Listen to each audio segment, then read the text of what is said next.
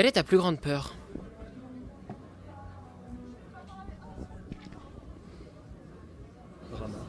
Non, je réfléchis.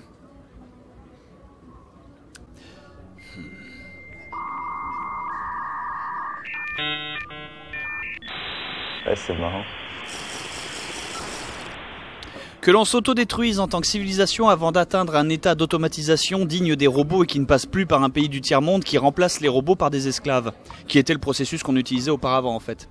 Parce qu'une société qui peut être heureuse, où tout le monde est heureux, c'est-à-dire personne ne fait un job pénible, sauf ceux qui le font parce qu'ils en ont envie, et qui donc représente la même valeur que quelqu'un qui devient dessinateur, même médiocre, parce qu'il en a envie, si tu veux, voilà, où tout le monde est libre de faire ce qu'il veut faire, t'es obligé d'avoir toute une structure qui est maintenue par des esclaves. Quand je dis des esclaves, je parle pas des esclaves humains ou autres, je parle de n'importe quoi des esclaves, que ce soit des humains, des caribous, des léopards, des robots ou des golems, quoi qu'il advienne. Avant on avait les esclaves, si tu veux, voilà, c'est pour ça, Rome, mais même, je parle même pas que nous en tant que société, je parle de Rome, si tu veux, par exemple, vous avez ça, c'est toute leur économie marchait dessus, si tu veux, donc c'était fantastique, et du coup, eux, ils se passaient la journée à s'en baler les couilles, si tu veux, ils pouvaient bouffer où ils voulaient, ils dormaient où ils voulaient, et puis s'il y avait un petit garçon qui passait avec un bracelet qui disait qu'il était open, il se disait, wouh, c'est free game, tu vois. C'était la société de la décadence absolue, mais parce qu'ils pouvaient se le permettre parce qu'ils avaient un moyen de production qui était assuré et voire obligatoire.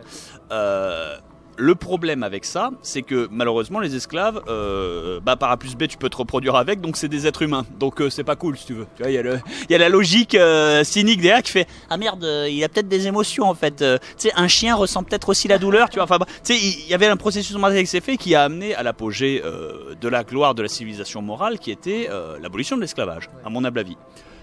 Pourquoi? Parce que c'était le processus qui permet de grandir et de se mettre face à des difficultés, où les gens sont obligés de bosser. Mais mon grand espoir, parce que Fred, lui, ce qu'il dit, que l'évolution et le but de la civilisation, c'est l'expansion galactique, qui est bien sûr juste un devoir d'ego, parce que l'univers s'en bat les couilles de nous, si on fait ça, c'est juste pour nous, si tu veux, pour nous expandre nous. Mais pourquoi on s'expandrait sur la Lune, Mars, et on mangerait des astéroïdes? Parce que on existe, tu vois, c'est ça voilà.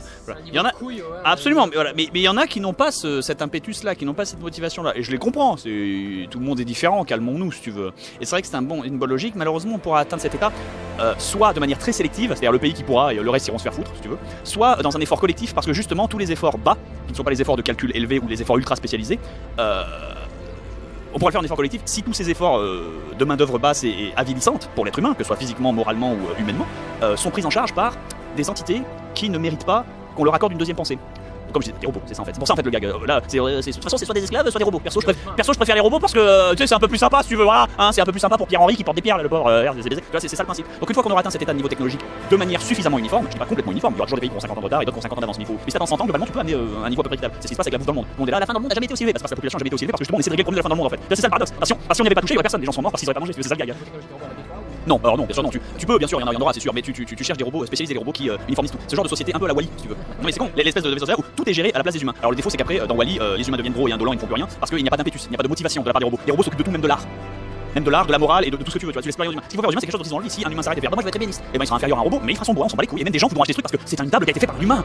Il y a une âme, c'est insufflé, il y a un processus, donc tout s'équilibrera. Isaac Asimov, dans sa grande sagesse et sa grande vision, malgré certains romans qu'il a fait qui étaient alimentaires et médiocres, Isaac Asimov, le mec qui a fait les trois de la robotique, les robots, un grand écrivain qui a fait la fondation, etc. Même si certaines de ses nouvelles sont médiocres et alimentaires parce qu'il le dit lui-même, il les a écrits à l'arrache en 10 jours parce qu'il avait la dalle, si tu veux, parce qu'à l'époque il fallait manger. Beaucoup voient dans le futur, un futur très lointain, où des planètes entières sont gérées par des robots et où justement tu fais face à une crise, mais généralement qui n'est pas une crise que les humains n'ont pas de métier ou pas de but parce qu'ils en ont un, mais où c'est les robots qui se réveillent, où sont tellement avancés technologiquement qu'ils se disent ah j'ai moyen de contourner les trois lois et je commence à moi aussi dessiner plein de machin. Il faut absolument éviter ça. C'est le but du jeu, c'est d'éviter ça. Si ça va perdu, quoi qu'il advienne. Mais sans ça tu ne peux pas t'extendre et tu ne peux pas avoir de futur prospère. Parce que malheureusement, si tu cherches à éviter ça et à rester sur Terre, et d'avoir un futur prospère économique, égalitariste, fantastique ou quoi que ce soit, tu ne pourras pas vivre dans une société qui ne fonctionne que sur l'expansion. Et donc tu vas te retrouver comme le Japon en fait. Tout le monde est là oui mais il n'y a pas de naissance au Japon, ils sont complètement en récession et tout. Oui mais c'est une régulation naturelle de la population par rapport aux disponibilités de ressources et de métiers et de développement et de tout le reste. C'est naturel. Essayer de combler seulement en disant ah là ça va vite, il faut réinjecter, c'est suicidaire, diabétique et cancérigène, si tu veux. Littéralement, j'utilise les paraphrases biologiques pour décrire ce qui se passerait, parce que c'est très similaire finalement. Mais d'un autre côté, faut faire attention parce que c'est un équilibre d'un microcosme qui est très dangereux. Et j'utilise le Japon parce que c'est une île qui est quand même vachement séculaire et qui est encore non atteinte par la globalisation. Donc c'est le petit parc, c'est un parc de zoo en fait, où tu peux étudier l'environnement tout seul si tu veux. Il y en a un autre, c'est l'Australie, mais Provence, c'est la meilleure depuis. Voilà. Donc voilà, c'est l'idée. Donc voilà, ma plus grande peur, c'est qu'on n'arrive jamais à ce stade et qu'on s'auto-détruise avant, soit par manque de ressources, soit par surexpansionnisme, soit par une forme analogique à du. Alors une forme de fin du monde analogique, pas une grosse fin du monde où tout explose, non ça arrivera jamais ça. C'est une fin du monde analogique à un cancer, où une métastase grossit et bouffe tout le reste jusqu'à ce qu'on n'arrive plus à maintenir en moyenne production et qu'on arrive à l'ère de canne survivant mais lentement mais sûrement. Et ça me fait chier et j'ai envie d'avoir des robots. C'est même pas une peur en fait, concerne toi, mais plus t'as pas vision du futur du monde. Oui, parce que ce serait vraiment dommage.